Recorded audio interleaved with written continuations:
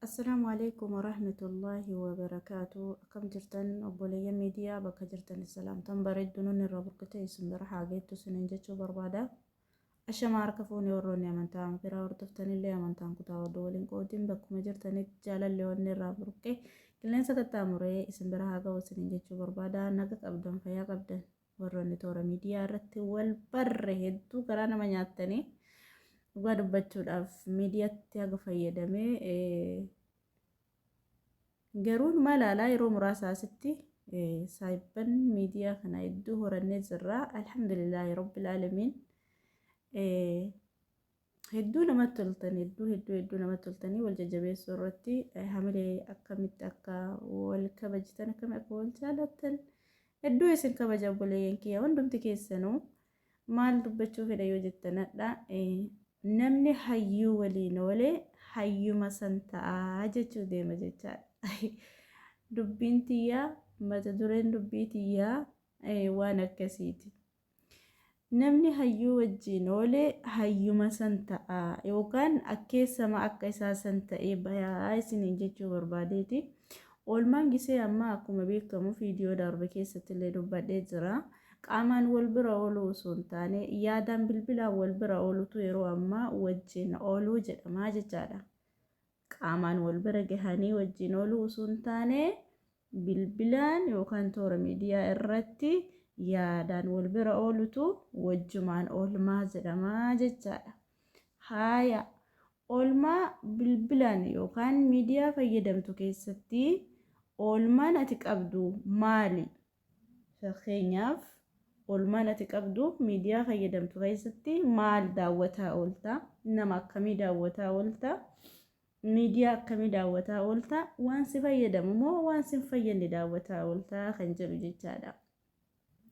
Dhugaa dubbachuudhaaf miidiyaa gaafa fayyadamte, gaafa nama hayyuu daawwatte, gaafa nama olomaa viidiyoo olomaa wajjin gaafa oolte olomaa san taatee baata yookaan ustaazotuma barnootaan bilchaatan taatee baata jechaadha. Maaliif yeroo hedduu viidiyoo isaanii gaafa dhageeffattu waan bareedaa qaba, siyaa gaarii qaba, waan sitti tolu dhageeffatta. Waan sitti tolu san atis gaafa dhageeffatte sammuu kee keessa seef godhatte nama akkuma isaan dura nama bu'anii barsiisu jira yookaan dahawaa godhu jiran san ilmaan kan kee barsiisu hawaasa sitti dhiyaatu barsiisuu irratti yeroo ammaa bilbilli yookaan sooshaal miidiyaan akkaataa itti wal nama barsiisanii fi akkaataan itti baratan silaa tolee jira. Alhamdulillaahi rabbil aalamiin. Sanumaafuu oolmaan keessan maal wajjin akka ooltan, yeroo keessan maal itti akka dabarsitan, viidiyoo akkamii akka daawwattan of beekuutu isin barbaachisa jedhee yaada. Sanumaafuu mee daqiiqaa muraasa viidiyoo kana daawwadhaa isiniin jedha. Maaliif waan akkanaa dubbatte jechuun keessan hin oolu. Namni hayyuu wajjin oolee hayyuma san ta'a waan isiniif jedhetu jira. Hayyummama akka isaa san fakkeessee namni ba'u guute jechaadha. Mee viidiyoo gurbaa kanarraa maal hubattan, maal qayyabattan, maal akka qayyabattan wajjumaan ilaalla. Mee viidiyoo kana hordofaa isiniin jedha. Asirratti argisiifne. Assalamu alaikum, akkam jirtan kabajamtoota daawwattoota.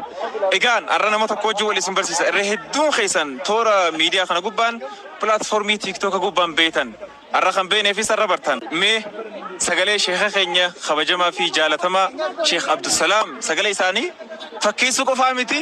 Sheekh Abdusalaam keessa jira gurbaa kana haga jaamu tokko jechuudha. Fakkeessa gurbaan kun mucaan bareedaan kun. Mee السلام عليكم. وعليكم السلام ورحمة الله وبركاته. بقنا قانا أي دابا. الرئيس جرة. أرداكنا هندورا أورميا تاتي في النيكي ستي أرقمنا. بيا أباكينا بيا هذا في أباكينا لفالفتنا كيستي أرقمنا. ربي كان نتي أولي.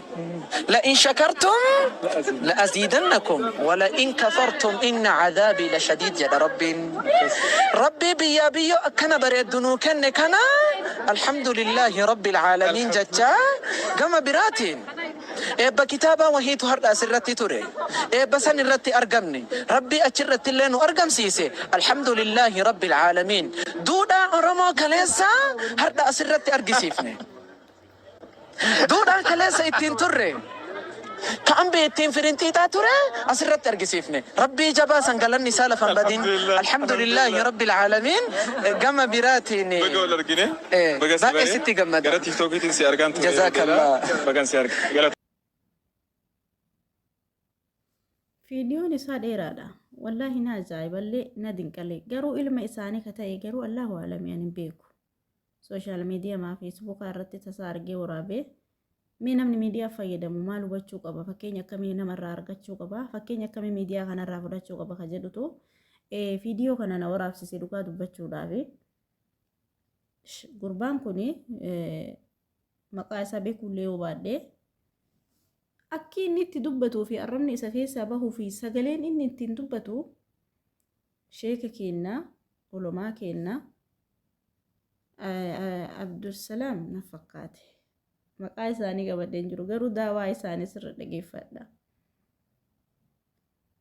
akki itti isaan haasaanii fi akkaataan isaan irraa itti dubbatu guutuun akkuma isaanii jechaadha subhaanallah namni kun yeroo hunda qaamaan isaan argee dhageeffatee osoo hin taane tarii nama social media kana fayyadamu isaan jala taa'ee dhageeffataa innis barataa diinii ta'uu danda'a nama baratee mucaan kuni akkaataan inni irraa itti dubbatuu fi akkaataa inni itti haasa'uu fi akkaataa inni itti waa dubbatu yaa rabbii kiyya nama ijaan hin argine isuma jedhan malee adda baafachuun nama rakkisa baafatanii hin danda'an jechaadha mee nama kanarraa isinii fakkeenya fudhattanii gaafa miidiyaa fayyadamtanii fakkeenya fudhattanii gaafa miidiyaa fayyadamtan maal hubattan maal barattan nama bira oolanii fi nama gaariin ta'an miidiyaa gaafa fayyadamtee yaadan nama wajjin jiraannan akkaatama akkas nama sanii akkeessita jechaadha kanaafuu miidiyaa fayyadamtu keessatti maal akka dhageeffattu maal akka ijaan argitu